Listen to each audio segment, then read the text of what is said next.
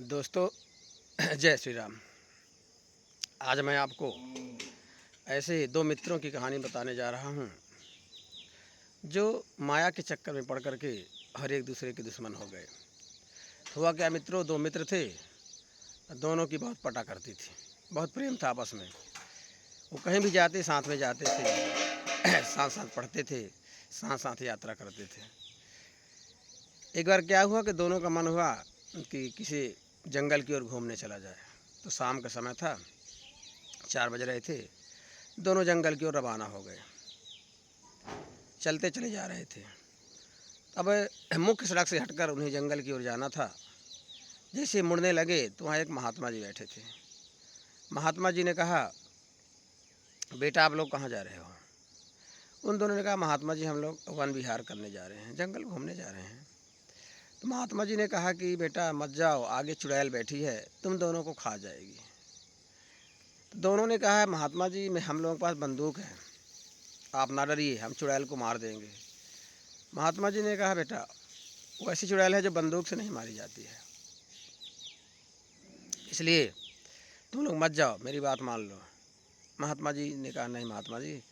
बच्चों ने कहा, नहीं महात्मा जी आप रास्ता छोड़ो, हमें आगे जाना है, हम लोग नहीं डरते किसी चुड़ैल किसी भूत प्रेत से। महात्मा जी ने कहा, जो हरी इच्छा, ठीक जाइए आप लोग। तो महात्मा जी ने रास्ता छोड़ दिया और कहा, ठीक बेटा जाओ। दोनों आगे बढ़ गए। अब जंगली रास्ते पे चलते चले जा रहे थे तो एक जगह क्या देखा उन लोगों ने कि एक धन से भरा हुआ कलश रखा हुआ है, उसमें सोने चांदी के सिक्के भरे हुए हैं। उन दोनों ने उसे देख करके उन्हें बड़ी खुशी होती है और कहा कि महात्मा जी कितना झूठ बोल रहे थे, ये धन रखा हुआ था, इस धन को महात्मा जी अकेले हड़प करना चाहते थे, इसलिए हम लोगों को मना कर रहे थे। तो उन दोनों ने क्या किया कि आपस में उसे बांटने का निश्चय किया, विचार किया। कहा, मित्रों हम दोनों बढ़िया धन मिला है, आधा आधा बांट लेते हैं।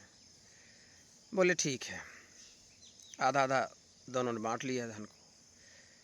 फिर कहते यार अब यहीं बैठते हैं, अभी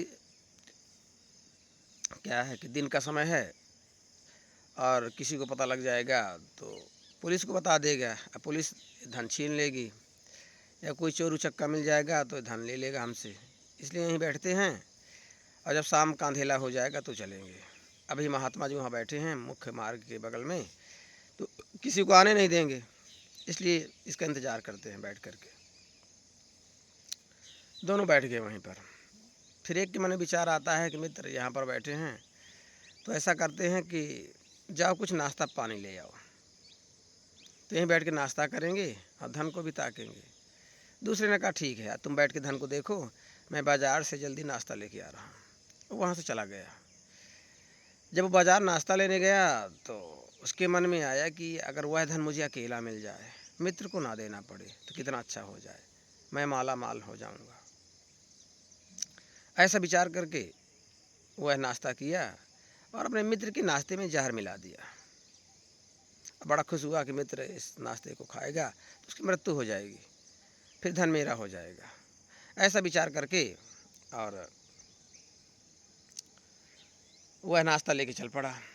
जब इधर इसका विचार बदल गया तो उधर उस मित्र का भी विचार बदल गया। क्या होता है मित्रों कि हमारा जो मन का तार होता है आपस में मिला हुआ होता है।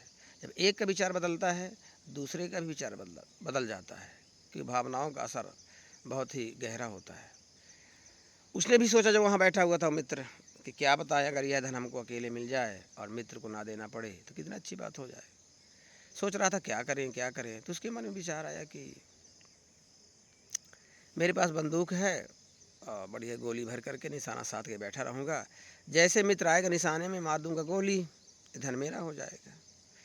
ऐसा करके उसने अपने बंदूक में गोली भर ली और बड़ा खुश था कि जैसे मित्र आएगा मार दूंगा, धन मेरा हो जाएगा। अब दोनों मित्र अपने अपने दांव को बड़ा मजबूत मान रहे थे। वो नाश्ता वाला मित्र सोच रहा था नाश्ता करेगा तो मर जाएगा, ये वाला सोच रहा था बंदूक मार देंगे मर जाएगा। अब वो मित्र आया, सामने दिखाई दिया, मुस्कुरा रहा था कि नाश्ता करोगे तो मर जाओगे, ये भी मुस्कुरा रहा है निशाने में आओ तो मार देंगे गोली। तो जैसे ही मित्र वो निशाने में आया वो, इधर इसने गोली चला दी उस पर। जब गोली चली धड़ाम से मित्र गिर गया, उसकी मृत्यु हो गई। नाश्ता हाथ से छूट गया। ये मित्र गया, देखा मित्र मर चुका है, नाश्ता उठाया, बोले तो मर ही गया है, नाश्ता करते हैं और धन अपना हो जाएगा। तो वहाँ धन किस पार बैठ करके नाश्ता करता है। वो जैसे ही नाश्ता करता है उसकी मृत्यु हो जाती है, दोनों मर जाते हैं, धन बीच में पड़ा है। इतने में जब शाम हो गई तो महात्मा जी अपने आश्रम की ओर गए, देखा दोनों मरे पड़े थे, बीच में धन पड़ा हुआ था। महात्मा जी ने कहा कि मैंने मना किया था मत जाओ, वहाँ चुड़ैल बैठी है, लेकिन इन लोगों ने माना नहीं।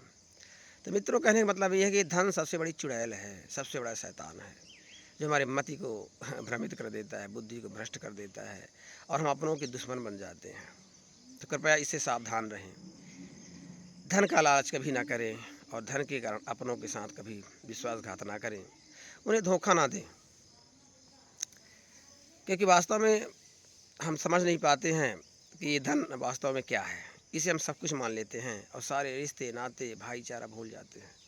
थे मित्रों, आपसे बार बार यही विनम्र आग्रह है, इस कहानी से अगर आप कुछ सीख लेना चाहते हैं तो कभी भी धन के लालच में आकर के किसी को ना मारें, किसी को परेशान ना करें, किसी को धोखा ना दें, क्योंकि वह धन आपको कभी साथ नहीं देगा। यदि अपने ही ना रहेंगे तो धन का आप क्या करोगे। इसलिए जो अपना परिवार है, अपने पड़ोसी हैं, अपने मित्र हैं, अपना समाज है, इनसे प्रेम का रिश्ता बना के रखें और धन का उचित मात्रा में उपभोग करें और धन के लिए किसी को भी ना सताएं। इस कहानी का सारांश यही था। और यह कहानी आपको कैसी लगी कमेंट्स बॉक्स में ज़रूर बताएं, लाइक करें, सब्सक्राइब करें। आपके पसंद नापसंद पर ही निर्णय होगा कि आगे हम कहानी कहते रहें कि ना कहें। यदि कहानी आपको अच्छी लगती हैं तो निश्चय ही हम एक नई कहानी के साथ उपस्थित होते रहेंगे और आपको कहानी के माध्यम से कुछ न कुछ शिक्षा प्रदान करते रहेंगे। बस मित्रों, जय श्री राम।